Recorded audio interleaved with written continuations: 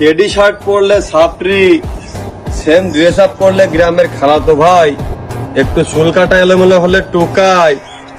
তা ভাই তোমাদের মতো এত স্মার্ট হ্যান্ডসাম ছেলে পেলে থাকতে শাহরুখ খান সালমান খান নায়ক হয় কিভাবে?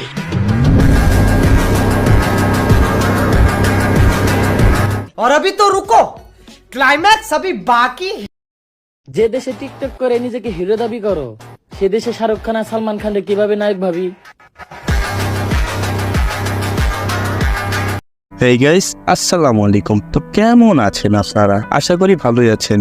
আজকের ভিডিওতে আমরা দেখতে চলেছি ওমর ভাই ভার্সেস টিকটকার লোকাল হিরোর কন্ট্রোভার্সি। R15 এর সাথে যেমন অন্য কোনো বাইকের তুলনা হয় না, আইফোনের সাথে যেমন অন্য কোনো মোবাইলের তুলনা হয় না, ব্যাপারটা ঠিক ওই রকমই ওমর ভাইয়ের সাথেও অন্য কোনো ইউটিউবারের তুলনা হয় না। Brand is brand.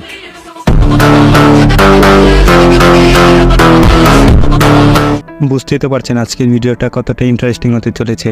তাহলে লাইক দিয়ে ভিডিওটি দেখতে শুরু করে দিন। তাহলে চলুন প্রথমে দেখে আসি লোকাল হিরো কি এমন বলেছে যার জন্য এত বড় গ্যাঞ্জাম বেঁধে গেছে ওমর ভাইয়ের সাথে। ব্র্যান্ড ব্র্যান্ড করে চিল্লাইলে কেউ ব্র্যান্ড হয়ে যায়। ব্র্যান্ড হইতে গেলে লাগে দম, যেটা আমার থেকে তোমার অনেকখানি কম। নিজেকে ব্র্যান্ড দাবি করলে কেউ ব্র্যান্ড হয়ে যায় না, এগুলো করলে মানুষ টোকাই বলে। আর ওমর ভাই কখনো নিজেকে ব্র্যান্ড দাবি করে না, পাবলিকই তাকে ব্র্যান্ড বলে আখ্যায়িত করে।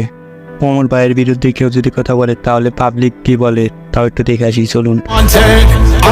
ওমরকে ব্র্যান্ড বলে দেখে যারা হিংসা করো, আজকে দুইটা কথা তা করে বলতেছি। ওমর এই পর্যন্ত আসার জন্য অনেক কষ্ট করছে, তারপরে লক্ষ মানুষের ভালোবাসা অর্জন করছে। এগুলার তোমরা বুঝবা কি? করো তো টিকটকে এসে পাগলামি ছাগলামি। মানুষ তোমাগরে কইব নাকি আরেকজনরে কইব টিকটক প্রতিবন্ধী?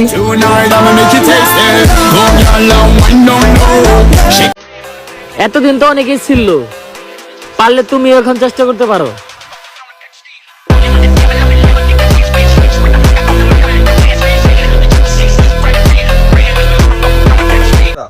আসসালামু আলাইকুম। তো Kabir Faisal official 443, this is local hero, nickname 2.2 million followers, 84 million hearts যে অ্যাকাউন্টটা ছিল টিকটকে, ওইটা ছিল আমার একমাত্র অ্যাকাউন্ট। তো খুশির সংবাদ এইটা, আমি অ্যাকাউন্টটা এই মুহূর্তে বয়কট করলাম। এটা হতে চলেছে আমার টিকটকের লাস্ট ভিডিও। এখন থেকে টিকটকে আমি আর কোনো প্রকার কোনো ভিডিও আপলোড দিব না। আসলে মূলত আমারই দোষ, নানার দেশে বাড়া দেখাতে চলে আসছিলাম। এই জায়গায় সব বেশিরভাগই অশিক্ষিত থার্ড ক্লাস পোলাপান।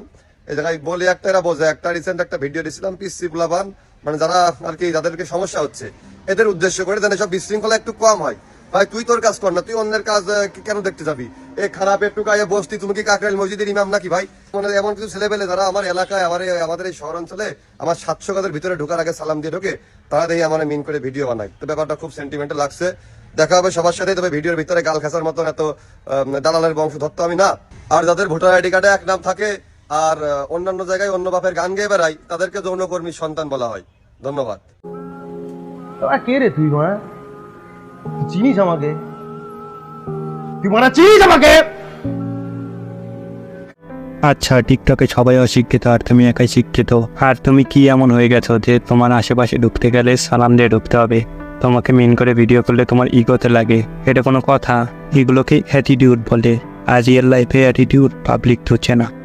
মানলাম তুমি টিকটকের পরিবেশ শান্ত করার জন্য এই ভিডিওটি বানিয়েছিলে, কিন্তু তুমি না বুঝে সাপোর্ট করলা, না বুঝে শুনে সাপোর্ট করছো টিকটকারদের। কারণ ইসলামের টি-শার্ট হারাম আর ঈদ তো মুসলমানদের জন্য, তাই বলি বুঝে শুনে সাপোর্ট করা উচিত। এবার চলুন দেখে আসি এই জবাবে মনির ভাই কি বলে। জ্ঞান দেন, এটা অনেক ভালো কথা, কিন্তু শুনলাম গত রাতে নাকি আপনার রুমে চোর ধরা পড়ছে।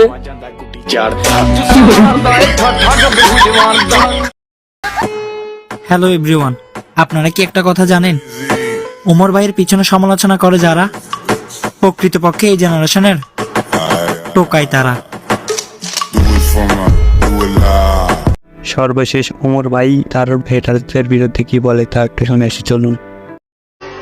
যাদের আমাকে খারাপ মনে হয় এই কথাটা তাদের জন্য। মেথরে কি করে বুঝবো আতরের গন্ধ?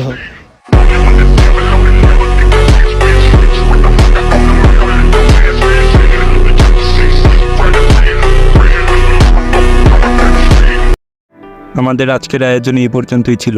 ভিডিওটি ভালো লাগলে একটি লাইক করে দিবেন, আর চ্যানেলে নতুন হয়ে থাকলে সাবস্ক্রাইব করে বেল আইকনটি অন করে দিবেন, যাতে আমাদের পরবর্তী ভিডিও সবার প্রথমে দেখতে পারেন।